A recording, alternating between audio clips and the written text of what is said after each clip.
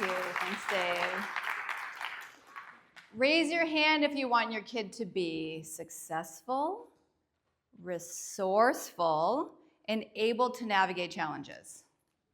Okay, most of the room. That's good. That's a good thing to be here. We're going to be talking about grit, resilience, and helping your child develop some internal motivation here tonight.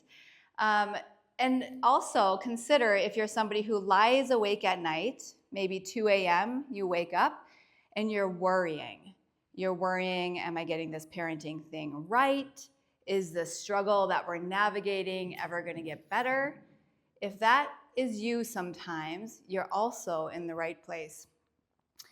When it was August of 2020, I had my first and only child, Mason, and I was really excited to welcome him in the world. I had been working in the field of child behavior and parent coaching ever since 2004 when I graduated with my master's in communication disorders. And I had this dream for how parenting was going to be. You know that dream? You're going to be fulfilled and it's going to be enriched and you're going to have somebody to play with and they get to do the fun things that maybe you didn't get to do and you get to help shape them in the way maybe that you wish you would have been shaped. Except when my child was born after 30 hours of back labor, what happened was he was born with a birth trauma because of the way he was positioned inside. His head bones were overlapping. The first cry that came out of his mouth was a pain cry because he had broken his collarbone upon being born. And the midwife who was working with us because we had planned a home birth with everything that was going on in the condo said, we're going to need to keep a really close eye on him. Now, Mason had a posterior tongue tie, which meant that extracting milk was difficult. And I'm a pretty crunchy mom. I love to cook in the kitchen. I like whole foods. We like to source our things from the farm. And all of the donor milk that we were getting or the diet changes that I was doing weren't impacting the situation. It felt like Mason didn't stop crying for 4 months. So if you ever had a baby with colic doesn't really feel like just colic, does it? It's like never-ending shrieking, and your whole body has a visceral reaction to this. And when Mason was a week old, the midwives came to our house, and they weighed him, expecting some sort of a weight loss. And they said, you know, his weight is dropping kind of fast, but that might be normal, so let's watch this. And so we waited. They came back in 3 days. There was a decrease in weight. They came back at the 14-day mark. And Mason had dropped from the 86th weight percentile at birth down to the 10th weight percentile. Failure to thrive. And this was a moment where I was doing everything that I could as a parent. I thought I was perfectly equipped. I knew that I had resources. My husband is a pediatric chiropractor who specializes in gentle techniques in birth trauma and recovery. And we just couldn't gain any traction with this situation. I'd be up at 3 a.m. doing triple feed, trying to also pump to make sure I was supplementing his milk. And I remember scrolling through Facebook, exhausted and in tears, and I never got more than a total of 3 hours of sleep at night for those first couple of months. So the midwives come back at the second week visit and they say, your child is in this failure to thrive range. Now I know you guys are crunchy, but if something doesn't change immediately, I'm going to have to send you to the hospital. And so what we did was we called in our 4th specialist. She was a lactation consultant named Liz, and she had 4 special needs kids of her own at home. And before her region's 12-hour hospital shift, she came to our condo in St. Paul, and she sat next to me in my bed at 7 o'clock in the morning, and she said, now, Samantha, show me what you're doing here. Oh, I see. There's some tools that you have that are good tools, but they're not the right ones for your situation. And there's other tools that you have that are good, but you're not doing them quite right. Have you ever had a guide like that? Like somebody who comes in when you're at your most vulnerable and they share the things that you're doing with so much well-meaning effort, but then they clarify for you what you can do differently with compassion and love so that you can achieve your goal. Now, my family and my son, we're thriving. He's healthy. We've overcome these challenges, and I'll share a picture later on today. But this is an example of Liz that I want to show you when she was working on our child. And I remember feeling so grateful that there was somebody who would work with me in crisis when I was desperate and I had no idea what to ask for. I had been working with families, 2004 to 2020 for 16 years, but I never had that level of despair and hopelessness until that moment. It actually totally influences the work that I do now. Instead of showing up as somebody who's a behavior specialist and started my career in autism and give me any child with any diagnosis and any behavioral symptoms and I'll let you know what the plan is. I don't talk like that today because I know that what we need as parents is, yes, we need tools, but we really need somebody to support our hearts. So when we're talking about grit and resilience and helping your child develop motivation tonight, that is my context. That's where I'm coming from. Is this feedback bothering anybody? I'm just watching like hot spots. You're okay? Okay, thanks for the thumbs up. All right. So what we're going to be talking about today is we're going to be talking about what's going on in children's brains whenever we see some kind of symptom. I'm going to call it symptom because sometimes a symptom around a kid who doesn't have grit or resilience looks like giving up, looks like trying to escape out of it, looks like blaming somebody else for the thing that they don't want to do and why it's somebody else's problem. So I want you to know from a brain science perspective what exactly is going on so that you can understand where that might be coming from, and it will give you a roadmap on how to navigate through that in a way where you can help your child thrive. We're also going to talk about the ways that we unintentionally feed the challenges that we're having with our kids or that our kids might be having. So this is a really important and honest part of the conversation, and you're all here for growth and because you want to learn new tools, and you'll probably find this pretty interesting, the things that happen in our everyday lives.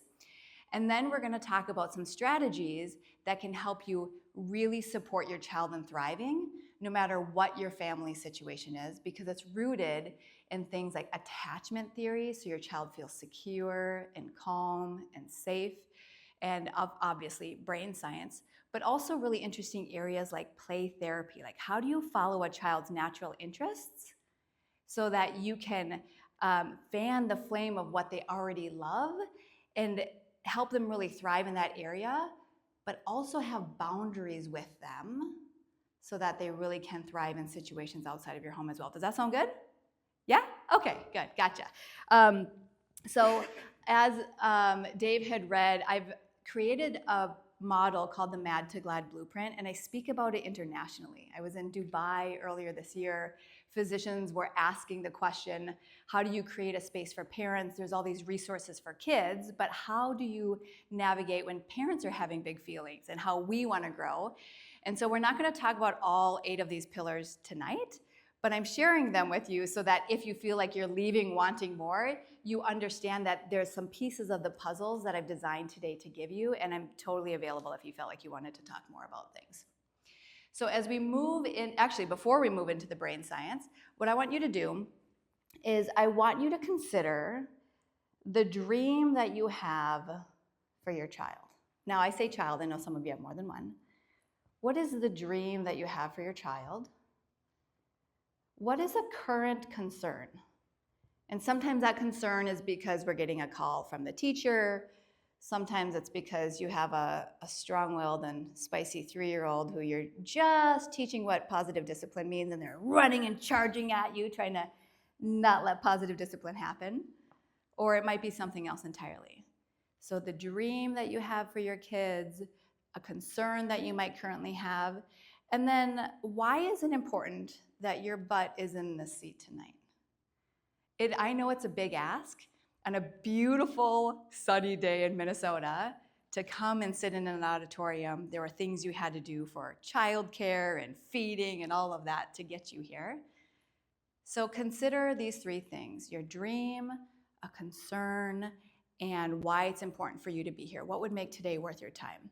And I'm going to give you 2 minutes to turn and share with one person. Don't share something that's like really too vulnerable and you don't want to share that, but like meet somebody, share what your name is, how old are your kids, and answer those 3 questions. And I'll ring a bell in 2 minutes, so you have to hop right to it.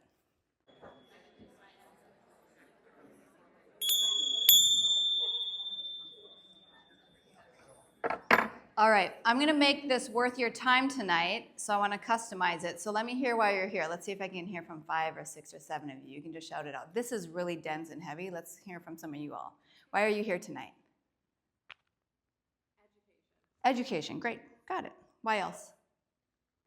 Confidence in both my child and also myself as a parent. Yeah, confidence in your child and yourself. Thank you very much. What else?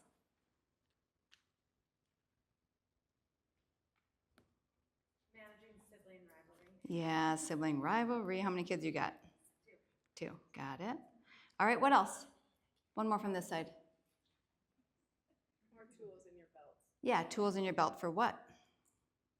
to handle conflict and resolution, find resolution to constant problems. Yeah, conflict and resolution to constant problems. I got you. A lot of people. Okay, one from this category. Why are you here? It's you. Mm-hmm. I want to raise a kind human. Yeah, raise a kind human. Love it. Thank you. Got it. All right, 2 from this section. And this includes you all if one of you is open. Yes. Behavioral issues. Yeah, behavior. I am a behavior specialist, so we were going to touch on those. Okay, one more thing. What's one other reason you're here? Dealing with the different personalities of multiple children. Yeah, different personalities. Got it. Great. Thank you. All right, let's see how many of these we can knock off the list here tonight. We've got 1 hour to do it. All right, so if we are talking about building our confidence, sibling rivalry, conflict resolution, kind humans, behavior, and personalities, then a really natural starting point is going to be talking about what's happening in children's brains and development. So Dr. Daniel Siegel is the leading neuroscientist who coined this model of upstairs and downstairs brain. That says we've got this downstairs brain responsible for fight, flight, or freeze. If anybody of you have been in therapy, you also know about this whole fawn word, but not as relevant here tonight. And then we've got this upstairs brain responsible for things like problem solving, paying attention, and managing behaviors. So I'm thinking about when my child was 3 years old, which is much harder than when he was 2 years old, and I was working through a positive discipline method with him. So we would be in the living room, there were 3 other little kids there and 3 other moms there for our weekly group, and he would be screaming and kicking and hitting, and I would walk him into the bedroom to teach him how to take a break.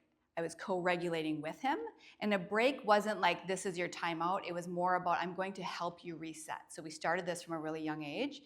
It's just that at the age of 3, this is a little hot spot. At the age of 3, his reset before he would calm down would take him 40 minutes. That's pretty typical for natural child development. So if you're in that space right now, don't worry, that actually is really typical. And so I would be sitting on the floor trying this conscious parenting thing, and he would run across the room and charge at me, and I would put my hands out, and sometimes I'd have a pillow to protect my body.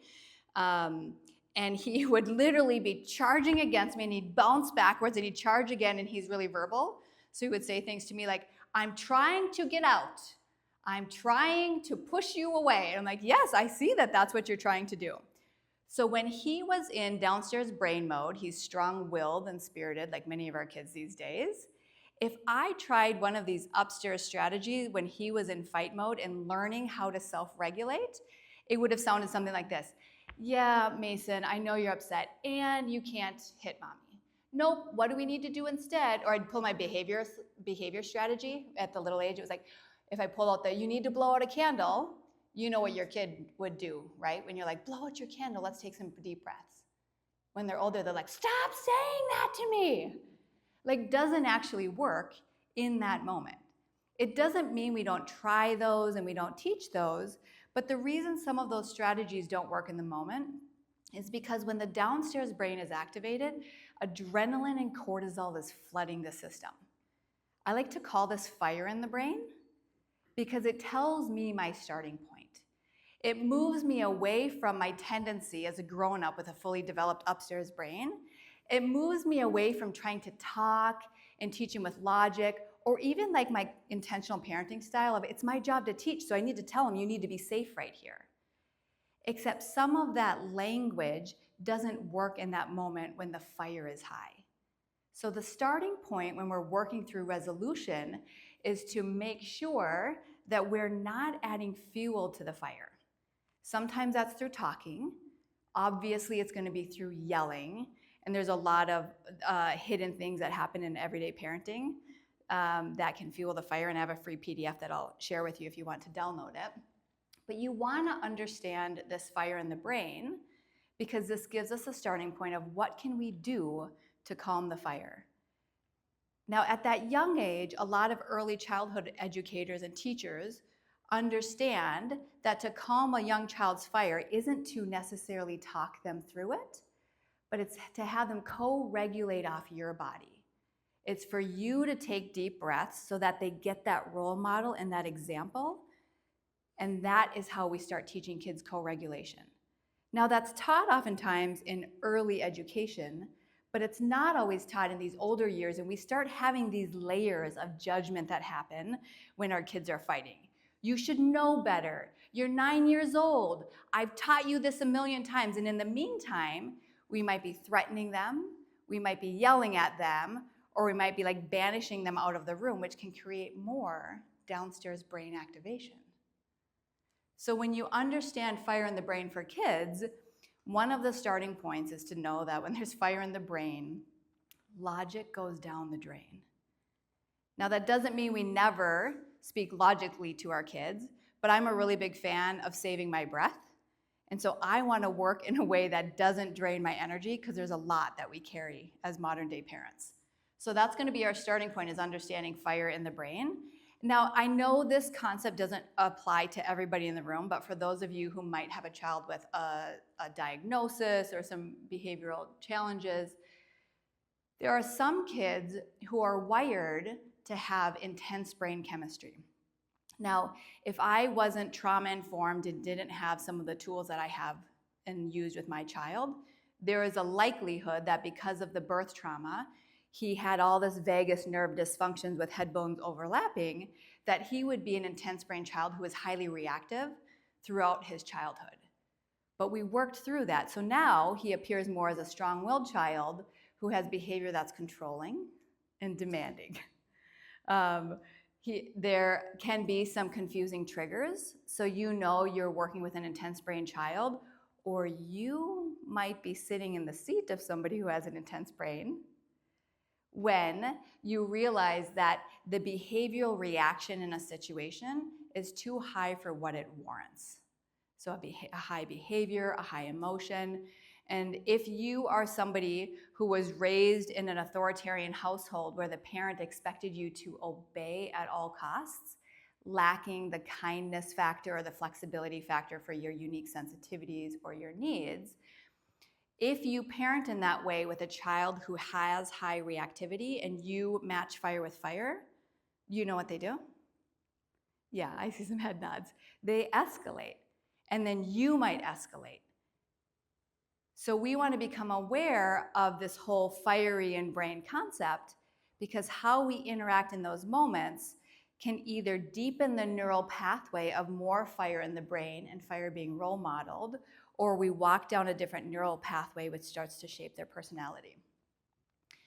There's another concept in brain science called mirror neurons, and mirror neurons reflect the state that another person is in, like a mirror. So this has two really important implications.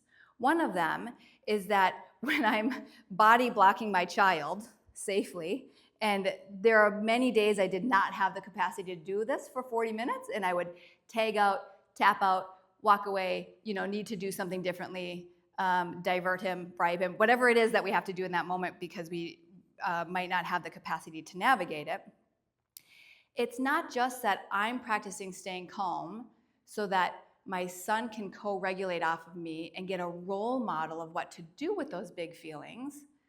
But you want to know this because the thing your child is feeling is going to stir something up in you too. So I want you to be aware of what is your downstairs brain reaction. I'm not going to ask you to share this. Do you lean towards fight response? Do you lean towards, I got to get out of here, flight response? I'm not dealing with this, I'll come back to it. Do you lean towards freeze response? There's a mom I'm working with right now who lives in Las Vegas, and she's like, I don't know what to do with my kid. We've been working through not letting any harm happen when they're in the same room and talking through exactly how to do that, but she said, I just feel powerless. Well, when we go back to her younger years, she didn't feel like she had a voice. So this is a pattern that's kicking up for her from her own childhood, and it's showing up in how she's parenting her kid. So we all have this goal of helping our kids be successful and resourceful, and for sure we want them to be happy. But it's not just that we're managing the kid in the room, we're also managing our own patterns, which is where this concept of mindfulness comes in. What is your fire? What are your triggers that add to that fire? Because when you bring fire to the fire, everyone gets burned.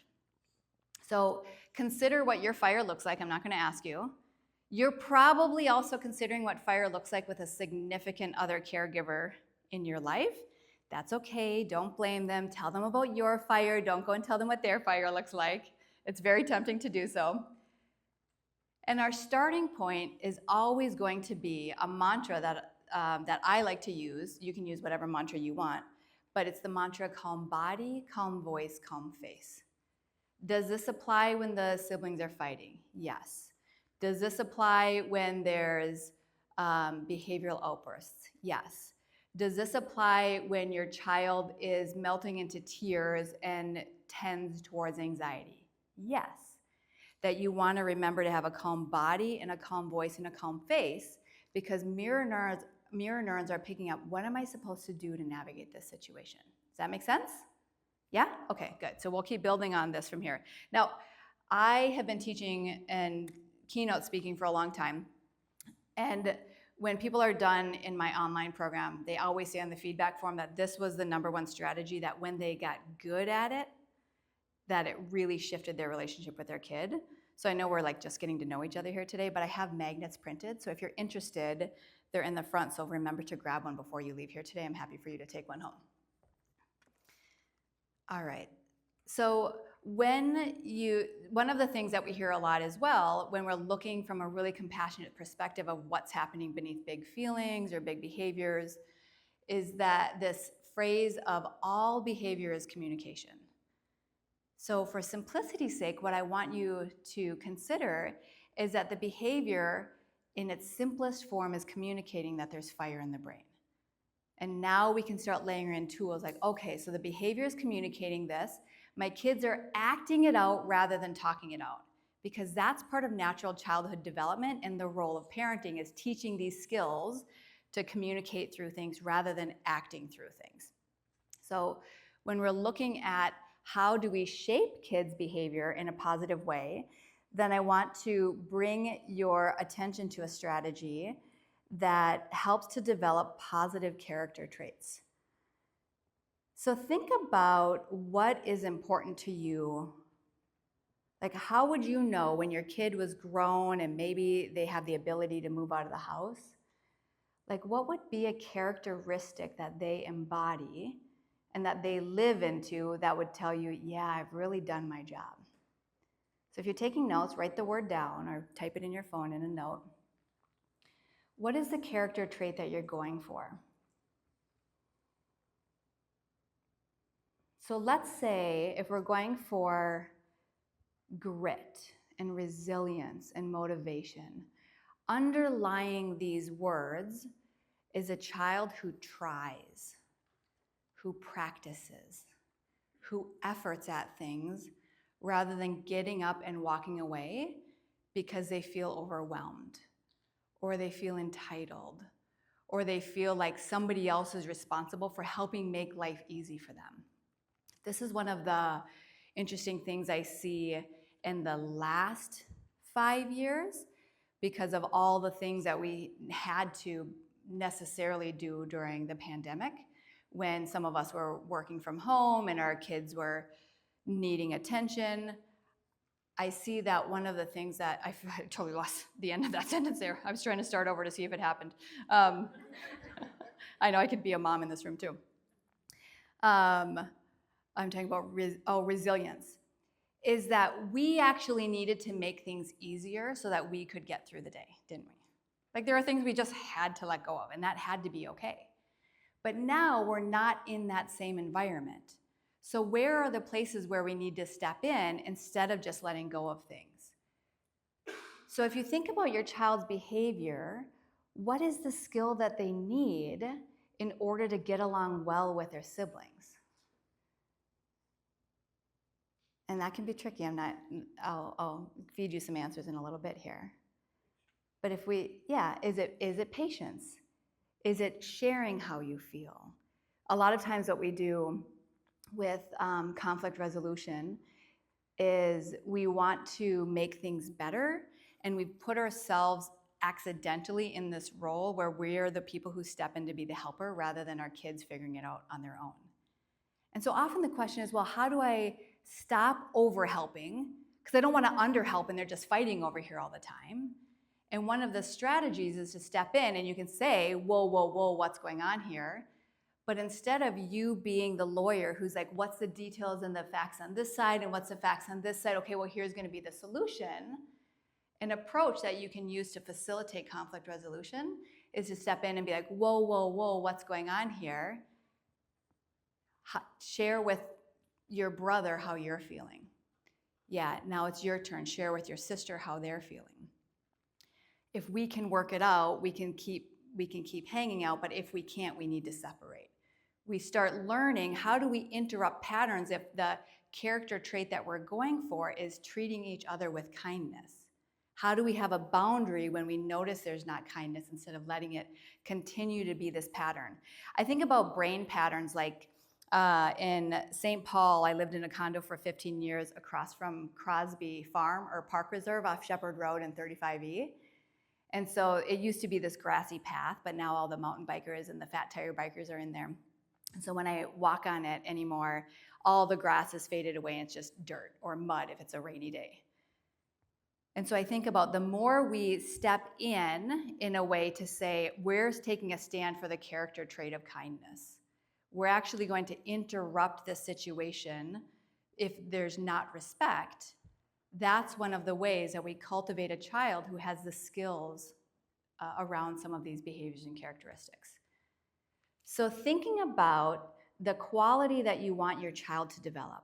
Let's say you want them to have more grit. What that sounds like, if we're using heartfelt appreciation, which is a phrase coined by Tina Feigl. She certified me as a parenting coach in 2011, 2012, and she wrote a book called Present Moment Parenting. It's a statement of when you, I feel, because. And we're really looking at the because part of this so that we're feeding language into our child's conscious and subconscious. The you language you use with a kid becomes their internal I language. So let's say you want your child to have more respect. Instead of lecturing or scolding them when they're being disrespectful, the proactive behavioral approach would be to notice when they're being respectful and to catch it. It's to catch the positives. And if any of you are in the corporate workforce, there's all these studies around like, well, how many positives to negatives do you need to give in order to like have a positive relationship at work? And it ranges vastly from like 3 positive to 1 negative to like 43. It's a vast study of, the studies are really different. But what keeps showing up is like a common access point of 4 positives to 1 negative.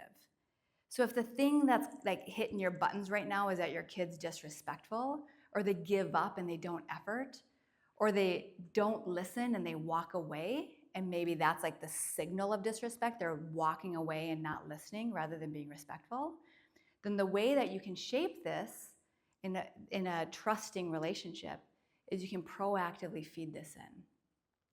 So think about a situation, I'll talk about listening. Let's say it gets your buttons when your kid doesn't listen to you. It would be noticing, let's say I say, Mason, hey, oh, guess what? It's a hot day.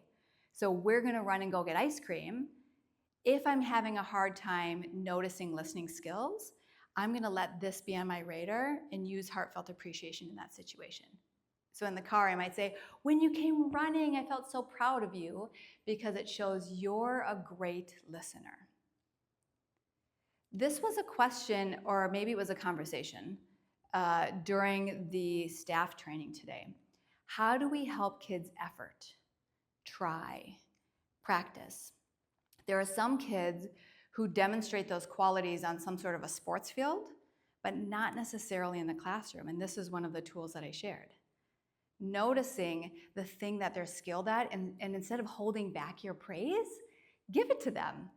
Wow, when I saw you playing soccer and you were really running for those goals, you were so focused, I felt really happy, because it shows how dedicated you are. So instead of waiting for the moment where they're doing it when things are kind of melting down, we want the child to hear what a dedicated and focused and effort practicing characteristic they naturally have. So this is one of the positive parenting ways of shaping your child's character to overcome some of the things that might be hard. So let me give you practice. Think about the challenge that you might be having with your kid, or that might be showing up at school, and write down what that word is. It's usually a behavior. So it's like listening, disrespect. I'm trying to think of some more of the internal reactions when a kid has anxiety. Tuning out, avoiding school, and what would be the opposite of that? A lot of the words that we're going for with kids are practicing, like I've already said, listening. If there's some behavioral stuff of disrespect going on, it could be kindness, being part of the team. And I'm gonna just give you 2 minutes to write down a phrase that you could use with a child in your life to reinforce something that's positive, a positive character trait. Yeah? Okay, 2 minutes, go ahead. And feel free to share with somebody next to you, especially if you're a verbal processor. For those of you who are fast writers, I'll chat with you a little bit. The thing about this strategy that can become our Achilles heel, if we've got some pent-up irritation about a repeated situation, is that we can turn this into a negative.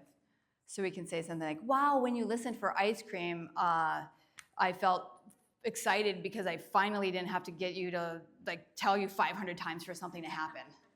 So make sure that you don't actually turn that into a double-edged sword. Or to be like, yeah, to make it about yourself, or just to shame them and put them down. We want to be careful with that. All right, so moving on, I'm going to keep layering some tools in for you here. There's a method to all of it. I have a quick question. Yeah, great. How would you manage rewarding for something or appreciation for something they should already be doing? Yeah, okay, we're going to do a moment of spot coaching here. What's the thing they should be doing? Getting their shoes on when it's time to go. Mm-hmm. Or taking a medication every day. Mm-hmm. Or something like that. Yeah. We talked a little bit about this with educators today when we were talking about intrinsic motivation. How do you get a kid to just want to do it on their own versus extrinsic motivation? And the thing about parenting is that in our culture these days, there's a lot of reward systems that get used early on in life. And so kids kind of are extrinsically motivated because they're used to rewards and punishments that are external. Unless you've been in a philosophy that's really not doing that, like Waldorf, which tends to be kind of a fringing, there's not a lot of people who are in that schooling environment. And so if I'm trying to shape a behavior, then I would focus on responsibility and listening, and I would pay attention to the child's personality. So my kid likes high affect. So if I'm calm with him and I haven't done something like wrestling or high-fiving throughout the day, he's gonna stir things up and create negative drama because his brain's looking for excitement. And that's what can happen with intense brain kids. They're used to adrenaline and cortisol as a baseline. This is also true for kids who are used to having a regular amount of exposure to screen time because of all the things you've heard with Facebook notifications and dopamine, and it gives you rewards, and this is just something that's happening with screens. So it would be paying attention to your child's personality, and even if you dread using heartfelt appreciation for something like this, the research behind it comes from Howard Glasser and the nurtured heart parenting approach, which is saying we're trying to increase a child's understanding that you're noticing when they're doing things well to shift the ratio of us noticing the thing that they're not doing well. So I know that's not a really direct answer, but it would, like if I were scratching my head about something and I wanted to see more focus or practice at a certain activity, I would notice when my son is doing it well, and I would comment on that. And maybe you're too triggered to do that in the shoe situation or like toothbrushing situation. Is that still a thing? I know, right? What the heck? So looking at what is the character trait behind it. The other thing that's really fun to do, if you don't want to do it in the moment or it just feels like a mouthful, is to develop your family values. And so you have something about responsibility or being in charge of your stuff or being part of the team or first time listening. And you know, I know this is going to have to be presented differently based on the age of your kid, but if you have your 4 or 5 family values listed around a time of day that you might be gathering, mealtime is a common, historical way people got together, but that's not always true now. Sometimes it's in the car on the way to sports or having a walk. It would be to tell stories about how responsibility showed up in your own life today. How old are your kids? 8 and 13. Yeah. So it'd be like this storytelling thing that they're lame and they roll their eyes about it, but they get used to it, and you start saying like, hey, let's talk about how you were responsible today, or you saw somebody around you be responsible. I'm modifying this for my 5-year-old, so the things that he can tell me about for the day are the things that were silly for the day. He can't tell me kindness, which is funny. He's a really kind kid. He can tell me like what was silly from today that was you or something you saw or something that was mean. So we're trying to increase it's just to increase awareness and still do storytelling. So that would be my answer to your question. Yeah, thank you for asking the question. All right, so moving forward into like, okay, grit, resilience, getting kids to try things and be motivated. Did you know that we avoid hard feelings? Like we avoid them ourselves in our adult relationships. And we have visceral reactions, as I described, to our kids' hard feelings too. So you heard the story about me worrying about survival for my kid. And when he was 2, luckily one of the ladies I've certified, she's a Mad to Glad certified educator in her school district, I was talking to her one day about how frustrated I am with this concept of early childhood. My kid won't listen when he's hungry, angry, lonely, tired. Do you remember this HALT acronym? And I'm like, I'm just so mad. All he needs to do is eat. And she looked at me and she's like, whoa, did you know that usually anger masks scared? And I was like, I just want him to eat. And like by that time, his weight was okay. But the hard feeling of survival, of him being hungry, was triggering me until I really worked through that. And so think about what your kid might be getting away with now. Because what is the feeling? I'm not going to ask you to share. I feel like I have to say that. Because what is the feeling that they're having that's hard for you? Now, I, just in the last couple of years had my first experience with preschool drop-off and then kindergarten drop-off. And that idea of like dropping off a little kid and seeing them stand by themselves at Dodge Nature Preschool. And I'm like, isn't somebody going to hold his hand or talk to him? Well, guess what feeling's really hard for me? Like literally guess. What was that? Loneliness. So we step in And we fix things when kids have the feelings that are hard for us. Lonely, struggling. If we feel less than, we don't want them to feel scared. We don't want them to feel unworthy. So what do? If our value has something to do with them being happy and resourceful and thriving, shoot, they're going to have to do hard things. They have to. The formula to have grit is that you work through hard things. And so how do we step in modern day parenting to have our kids avoid those hard things? What did I do just the other day? Oh, it's ridiculous. I was telling Lisa, my friend here, that we bought a Rambler home a year ago, and we had been in a 2-bedroom condo. I'd been there for 15 years, and now we've got this big, long Rambler home in west of St. Paul. And my kid wakes up in the middle of the night, and somehow he's a rule follower, and so he won't get out of, does anybody have a kid like that who won't get out of bed? Yeah? It's mind-boggling. I didn't know there were kids like that. And so he's like, I gotta pee, right? He's like, Mommy! And I wake up and I jump out of bed and I start running without even looking or thinking about it. And I don't have any nightlights in my hallway. And my husband's standing like halfway between our bedroom and Mason's room. And he's like, dear, I got it. And I'm like, but I need somebody to listen to him. You gotta go faster. And he's like, dear. But guess what number kid I was out of 5? 4. Do you think the 4th kid out of 5 really had a voice? No. So I'm like, my kid has to be heard. To the point where now I have to work on the social skill when the 3 of us are in the room, my husband and him and I, where my husband will be telling me a story and I'm really engaged, and Mason will start talking. I'm like, oh, yes, dear? And Ty's like, I'd like to finish my story, Mason. And I had been a social skills specialist when I was an autism specialist, right, when I got out of school. And I'm like, oh, yeah, that's right. Okay, wait, I know how to teach you waiting. Hang on a second. So you want to be aware of the thing that you might be letting your kid get out of. And so let's talk about how do we hold space for emotions for our kids and for ourselves.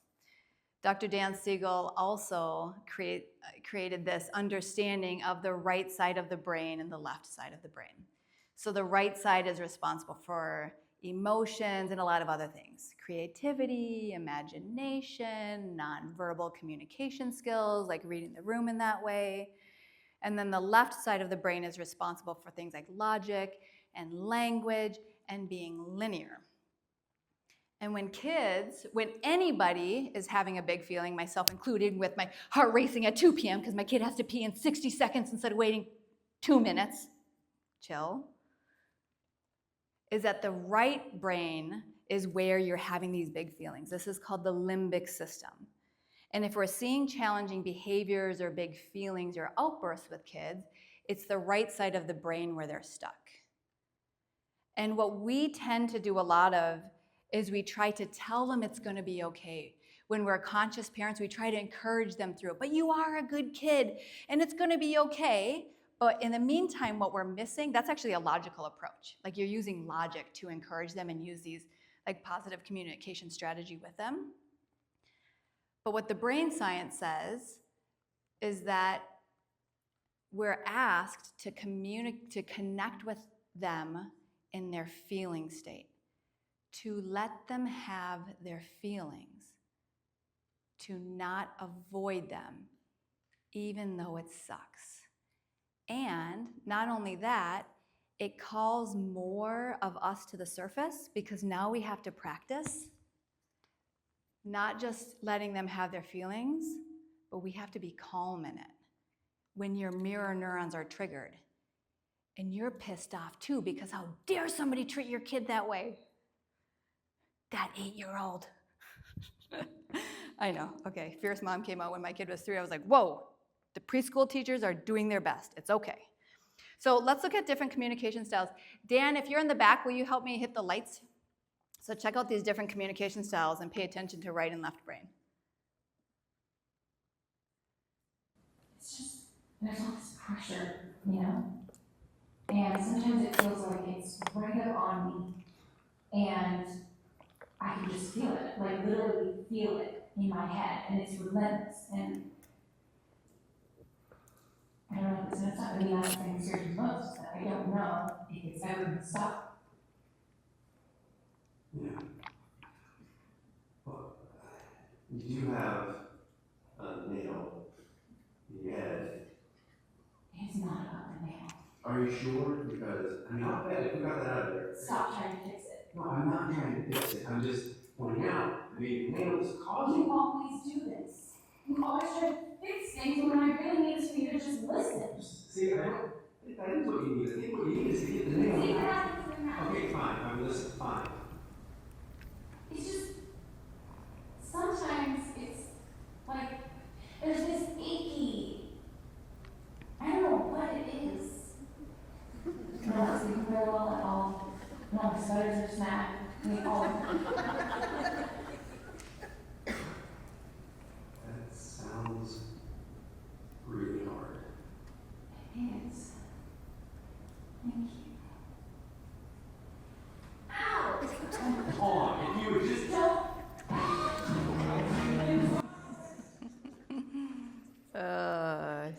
So different communication styles. And Dan, you can help with the lights. Thank you so much for that. So with different communication styles, you can see that somebody was communicating from the emotional. Does this resonate with anybody? When I was married in 2014, my husband came home from work one day, early on.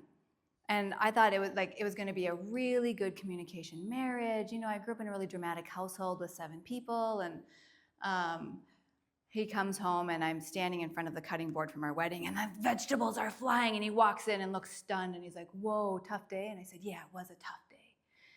And he looks at me, and he scans the room like, "What am I supposed to say?" And he drops his backpack, walking home from his chiropractic clinic, and he goes, "Buck up. Tomorrow's a new day." And I was, no. So then I got like a really classic Men Are From Mars, Women Are From Venus book. I know like some people are like on the fence with that book. But I read about communication styles. And so we would go on walks at Lake Harriet on the weekend. And, you know, this was long enough ago where I had it printed out the exercise on computer paper, and I would take it from the glove box of the car, and we'd go walking. And I'd be like, all right, so let's talk about communication styles. Like, I'm a verbal processor. Most of the time, what's happening underneath things is I'm worrying. And he's like, "Worrying? I thought you were raging." And I'm like, I know, but usually rage is just hiding worry. So we had this whole formula for him recognizing if I'm ranting about something, A, it's not his fault, but B, we're both going to have a really good night if he can meet me in the emotional processing brain and recognize that I'm upset or worried about something. Now, what happens when I'm worried? Is he like, oh, actually, I'll tell you what happens. Because we practiced this for a few weeks in our early 30s, and then he came home one day, and now I've moved to the stove, and I'm using my spatula and the stainless steel wok, and he walks in, and it looks like an identical situation. And he drops his backpack, and he's like, "Whoa, tough day?" And I look at him, and we know it's the moment of truth. And he walks over, and he puts his arm on my shoulder, and he says, "I can tell, you look really upset." And how did I respond? I'm so upset. And I had to tell him about all the things that went wrong that day, plus the things that I had been worrying about, not to mention the dream I had about him the night before that I was still holding him accountable to. Right, like it seems ridiculous. But when you acknowledge somebody's feelings, it opens the pressure valve in what's called the limbic system, where somebody can now feel seen and heard and let it out. And guess what that makes me with him? More resilient, more communicative. People in the room who might relate to the not me part of this story, but the other part of my story, is that challenging to do for somebody? Yeah, it's hard to hold space for their feelings because we want to avoid feelings. Do we have a lot of repressed and suppressed feelings in Minnesota? Yeah. If we want our kids to have resilience and grit, then your invitation is to hold space for them when they're upset about something and to ask yourself the question, how are they feeling underneath this? So think about a situation when they were fighting, disrespectful, avoidant, rude and ignoring and not listening, and think about what was the feeling underneath that moment.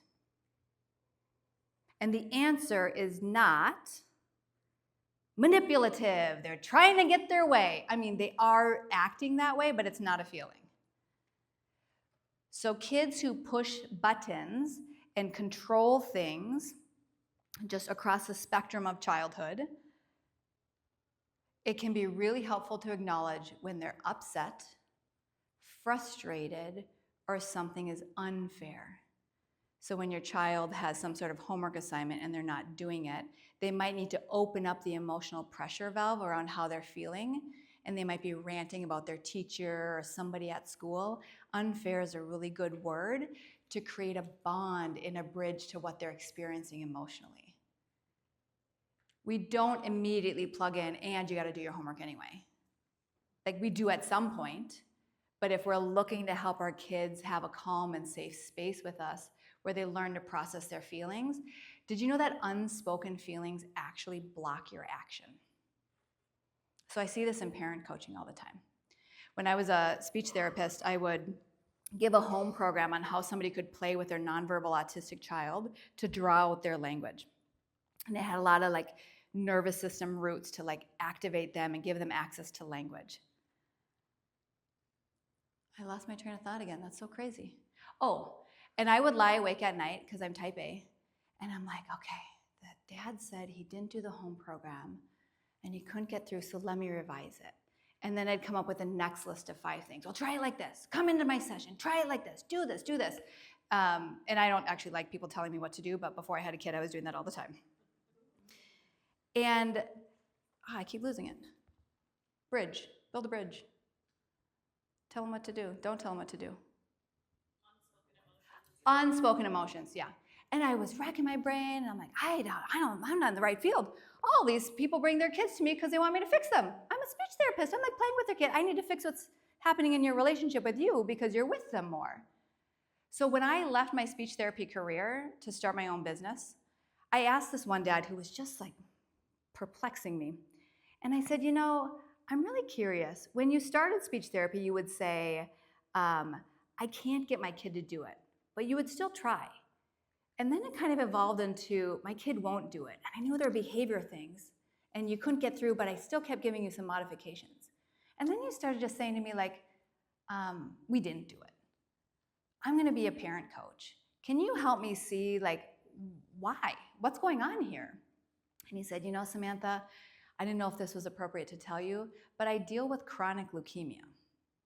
So when I'm dropping my kid off for speech therapy and not being involved, I'm actually going to the grocery store to use the little bit of energy that I have to come back, pick up my kid, go home, prepare dinner for the 3 kids, because then I am out of energy for the day. So there were a lot of feelings that were happening for him and for me, and unspoken feelings block our action. We couldn't get through because we didn't talk about how things were actually feeling and what was going on at home.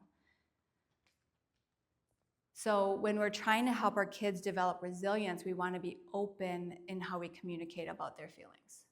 And the brain science says when you connect a child to their emotions, it connects them to you. Bye, Lisa. I know you're not mad. I know. You told me ahead of time. Okay, everyone's like a little bit worried there. Okay, she had to pick up her kids. Okay, so we want to understand that when you're seeing behaviors, ask yourself the question, how are they feeling underneath this? So take a moment. Turn to somebody that you've been enjoying talking to, or that you haven't been, but talk to them anyway. No. And share what was the behavior or the concern and what was the feeling underneath it. Okay, just take a minute. Practice.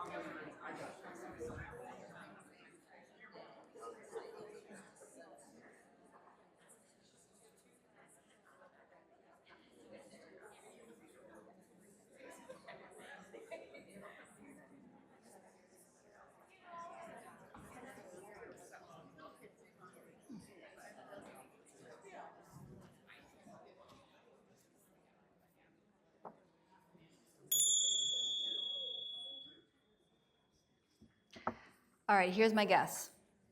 I just told you about the strategy and I created a case for it. And you already have barriers on why it's not going to work. I know this. I did a keynote in Wisconsin in April. We spent 15 minutes talking about barriers to this strategy. So let's see if we can clear 2 of them. What are the obstacles that come up when you start making space for your kids' feelings? Other siblings, say more. They flame the fire Uh-huh. that you're trying to connect with. Yeah. 2 other siblings Yeah. like need to be involved, or like it feels like they just gotta be at a party. Yeah. So you're trying to create a safe space to talk about feelings, and there's 3 kids, and it's not really working because it doesn't really feel like a safe space if the other kids are watching and interjecting. Yeah. So there are moments where you find yourself using this strategy where only you're going to know when is that artful moment. It might not always be exactly in the situation that it occurs. It might be during a tender time that you know about for your family. So some families are doing individual walks with their kids for 10 minutes. Sometimes it's that before bedtime when a child starts opening up. Sometimes it's when you're driving somebody to school or some sort of extracurricular activity. And there's a little bit of art there too, because now you're circling back to talk about feelings and your kid might shut down. But notice when those moments are and don't try to push it in the moments that it's not. I know that's like a surface level answer, but that's a short answer for now. What are the other obstacles that come up? For my daughter, she's 8, she just doesn't feel like ever wanting to open up, like in that moment. Like, Yeah. I get home from work or she gets home from school and I notice like, hey, something's not going on. Like, Audrey, let's talk about it. Like, what's going on? Yeah. Nothing, Dad. I don't want to talk about it. Nothing's wrong. Yeah. So the child who doesn't open up. So you're being intentional. You're like, what's up? I notice that something's up. So here's the cool thing about this strategy where you don't have to have your child's buy-in. You don't actually have to ask them how they're feeling. You cast a fishing line and you see if they bite. You label their feeling. So you say something like, hey, I notice you're really curled around your book on the couch right now. And we don't expect them to open up necessarily, but when you do that for a while, it's creating safety where you're giving small doses because their emotions can be really close to shame. So there might be something that's really hard for her to process. I would also use feelings words as an experiment. They might work, they might not. You might have to notice when she's stomping around the room and like, hey, I notice you're stomping around the room. You're helping the emotional part of her brain feel seen and heard even if she's not ready to open up or if it feels too big. And then you could try some mild situations. So I don't go right into the heavy, hard situations right away. So you might say something like, oh, it seems like something's on your mind. It seems like you might be sad about something. And if she bites, go for it. And if she doesn't, leave it. You just keep casting the fishing line with labels and acknowledgments. Yeah? Okay, good. I'm going to leave it there for now. I'll stay around after because I want to talk to you about one more strategy on boundaries. So again, if we want our kids to have grit and resilience, yes, we want to honor the unique beings that they are, but we also need to show them that they are not the only authority in the situation.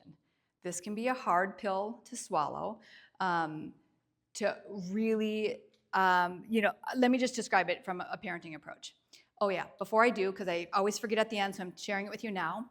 If you want more ideas on why kids act out, I created this PDF on like what are fire starter behaviors that are part of our everyday parenting interactions.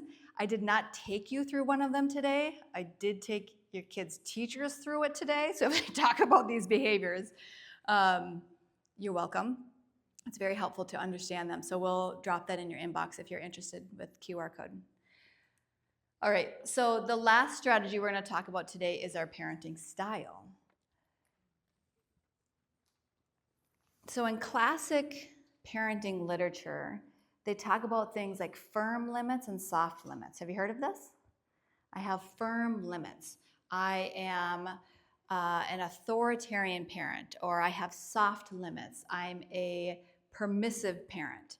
So I like to remodel things so they're really easy in my mind. I'm visual and I'm simple when it comes to digesting brain science and parenting literature.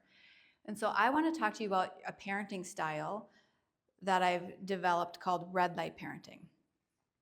So if we want our kids to effort, to listen, to be part of a team culture, which is what school is, following a group plan. These are necessary life skills to learn how to follow a group plan.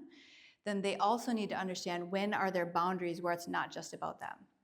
This is something that I have to work on in my house, particularly because I'm raising a single kid and we have time and energy to pay attention to him and like honor his unique gifts and all that good stuff.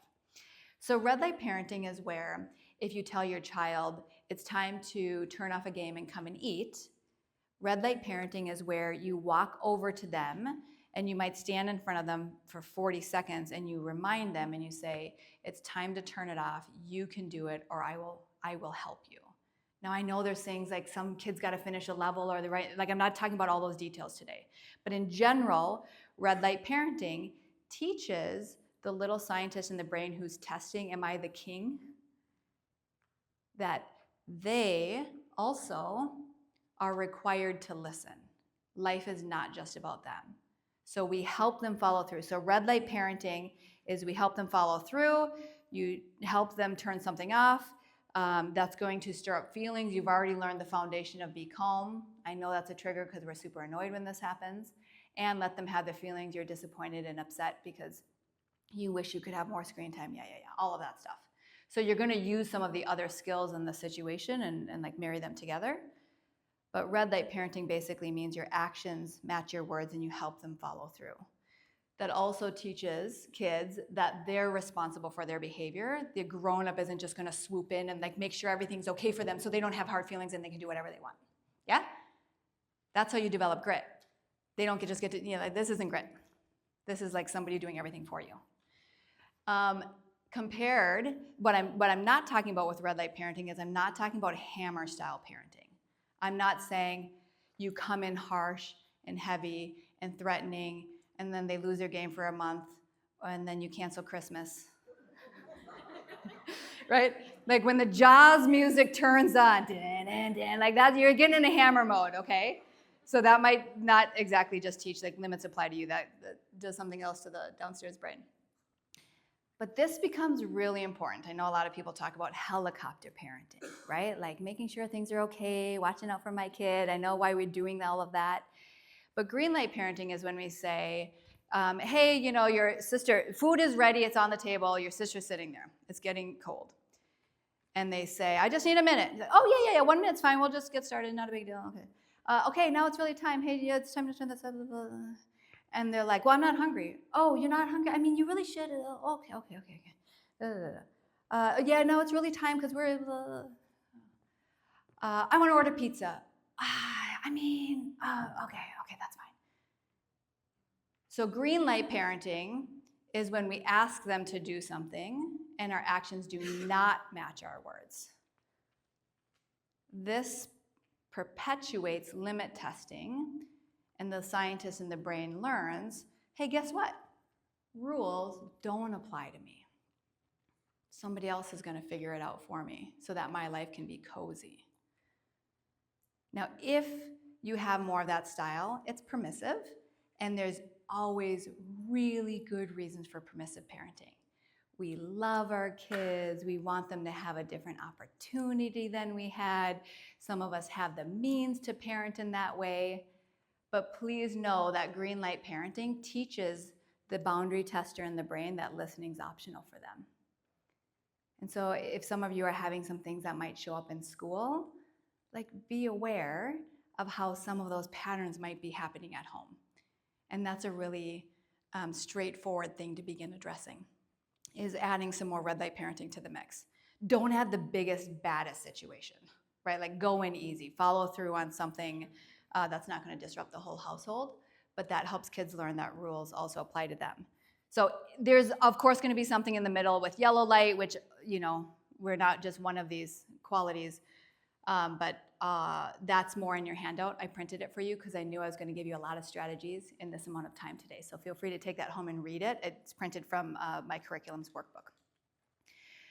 So what we're doing when we're helping kids be resilient and motivated and confident is we're trying to move out of this fiery, stressful cycle where we're like going through, what do I do? What do I do? What do I do? What do I do?